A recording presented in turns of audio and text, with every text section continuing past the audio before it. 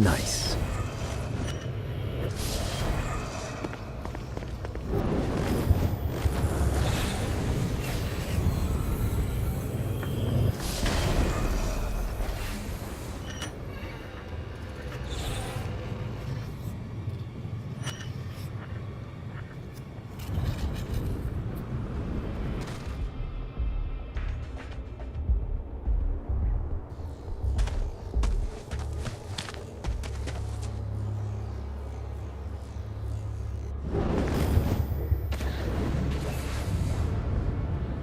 Need to rest the wings.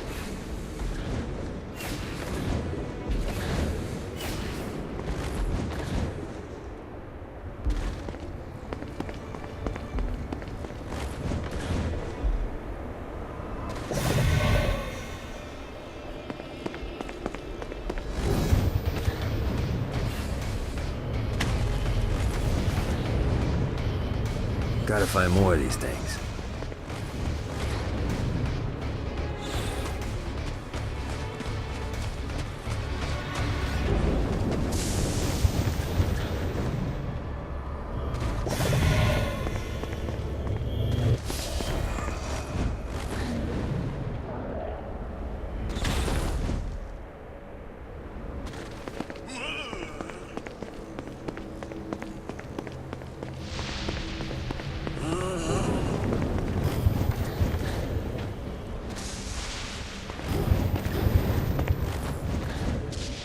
Damn it.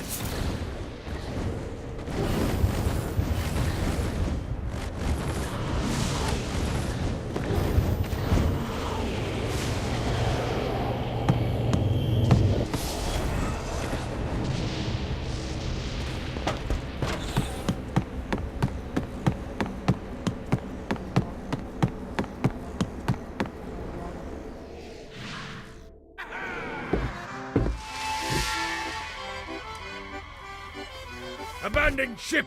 We've been boarded!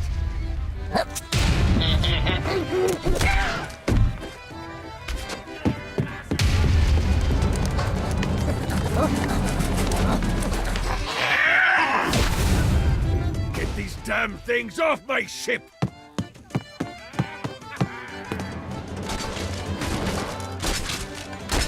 You wanna play too? I am the scourge of the seven seas! God!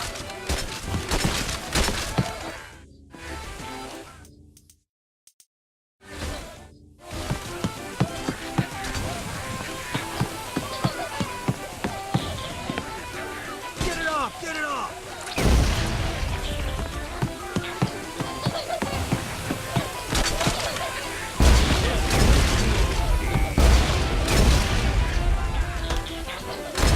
Fantastic work!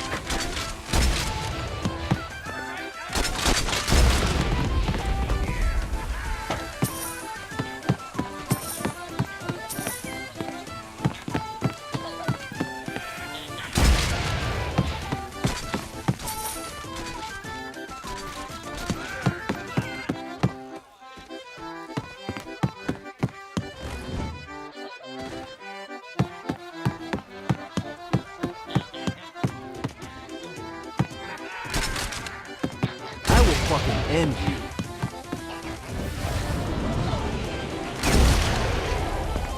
I got a bit of treasure in that chest over there. The weapon you find inside may help with our little imp problem. Ooh.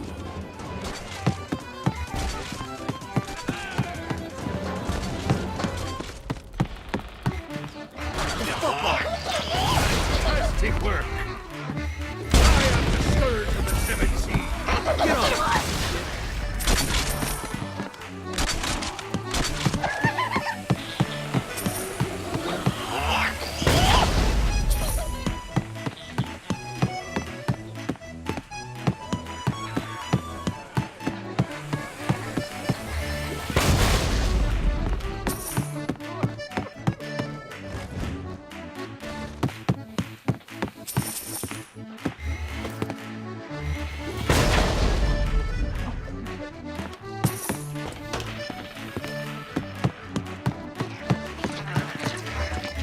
I summoned these imps to serve as my crew. I forgot what a handful they could be. Once aboard, they wouldn't listen to their captain. They ran amok in the bowels of the ship.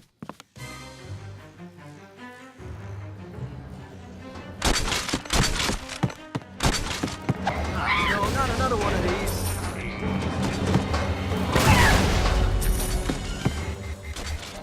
Fighting little bastard. Good God, they're No, swarming not me! another one of these. Fighting little bastard.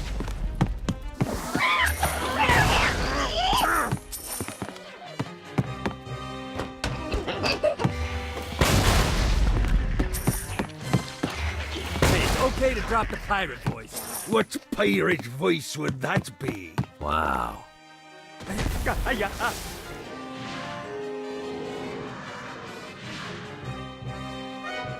Zinyak's destruction of Earth had a profound impact on the afterlife.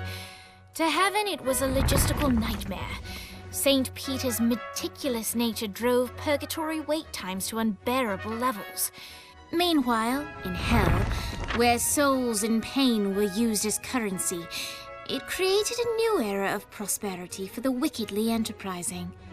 This economic boon resulted in the coffers of hell to be overflowing, which in turn piqued the interest of the most notorious man that sailed the seven seas.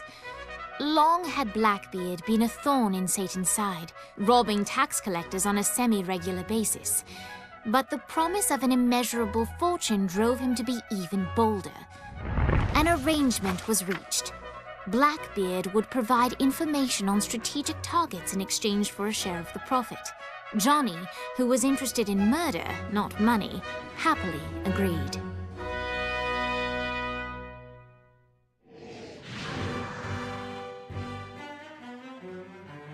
I grant ye the ability to summon my crew whenever they're needed.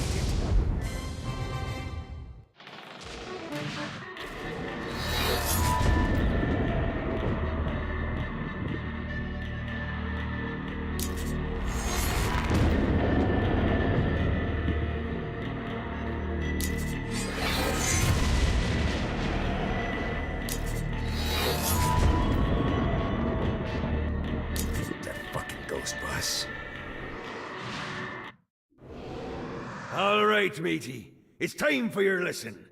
Let's summon me favorite scurvy-riddled hellion, the Imp. Why don't you start off by summoning an imp to take out those enemies?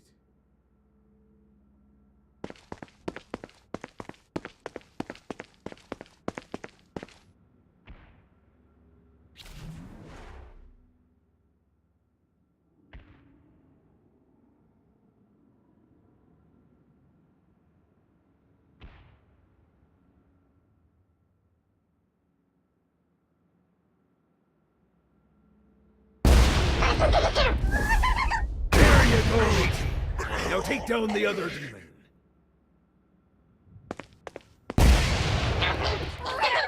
Ankle biters are vicious. Now let's practice your aim. Take down the demons on the islands.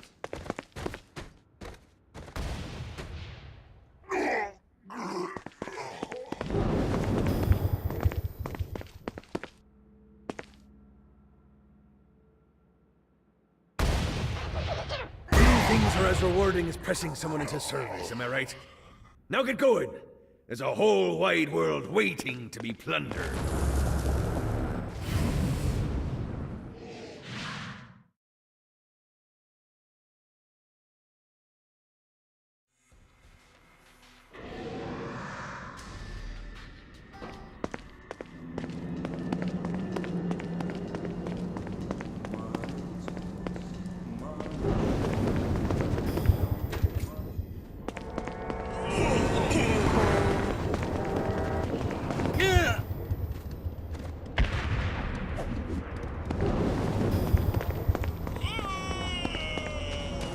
I raided a Centerpol office and found information on where the president is being kept. Evidently, they've been trapped in some sort of soul crystal inside Satan's palace. Breaking in is an impossibility. Your best bet to save them is to continue to try to draw Satan out of his palace.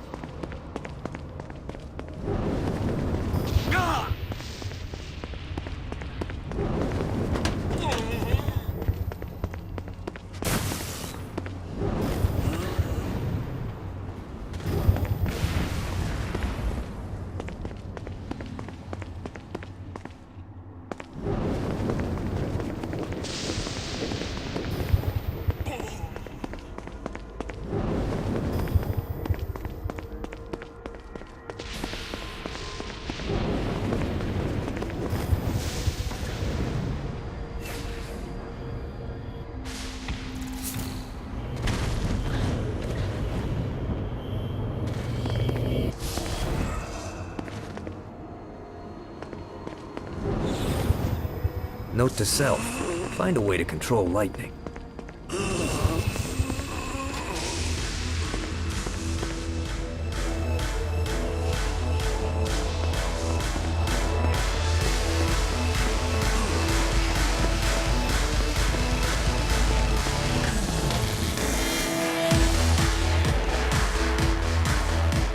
Lights up. William Shakespeare, humanity's greatest playwright, and hell's most diabolical purveyor of entertainment, looks on as a brave mortal on an Orphean quest enters. The bard's interest is piqued, and he looks to test his visitor's mettle.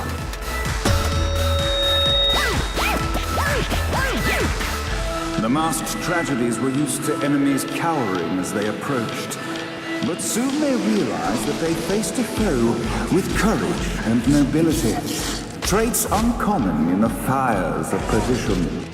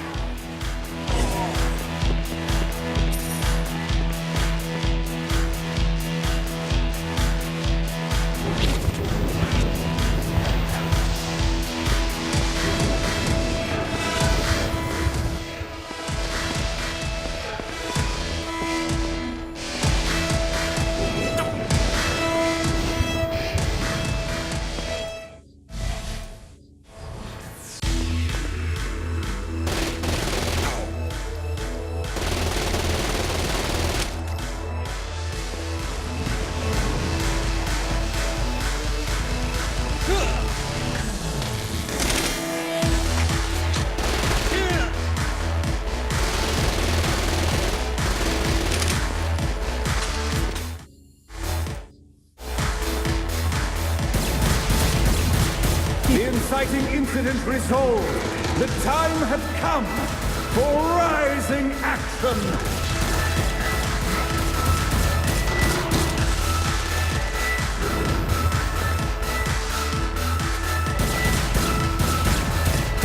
The battle raged on below, and as bullets and blood flew, the bard arched a curious eyebrow.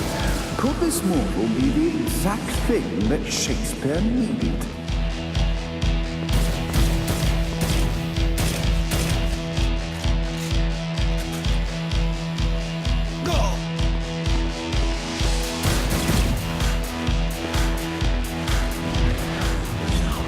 This battle is far from over, mortal.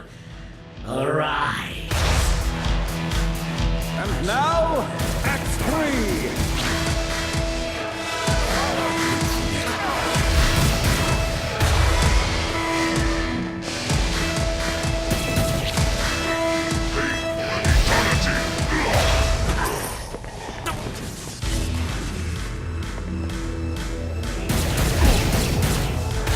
This is good for the soul.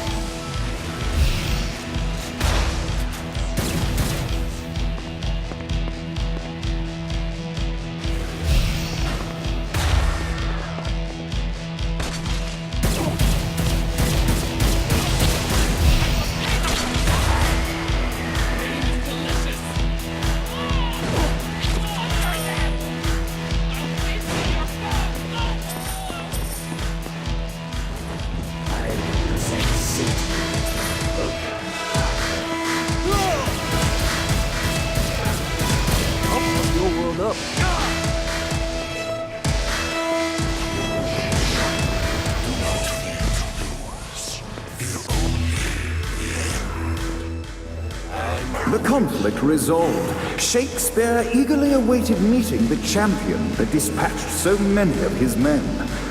Undoubtedly, they were here for the bard's aid. And while happy endings were not a thing found in hell, Shakespeare always had a soft spot for comedies. In the land of the living, William Shakespeare is regarded as one of the most prolific playwrights of all time. However, to the denizens of hell, the bard is seen in a far different light. After selling his soul for fame and adoration, Shakespeare served in hell as Satan's spy master general. In doing his duty, Shakespeare would punish the souls he was investigating by forcing them to perform in grotesque passion plays for Satan's amusement. But in a Twelfth Night-esque twist, Shakespeare found himself living a double life. While he projected an image of cruelty, his heart was as soft as Jezebel's. In secret, he would tutor her on the classics and act out the works of his mortal days. When Satan found out, he cast Shakespeare out of the palace, believing that the poet would be tormented by the populace of hell, far out of Jezebel's sight. But Satan had not counted on the bard's cunning. Embracing his persona of master torturer, Shakespeare and his followers, the tragedies, took root in the entertainment district, biding their time for revenge.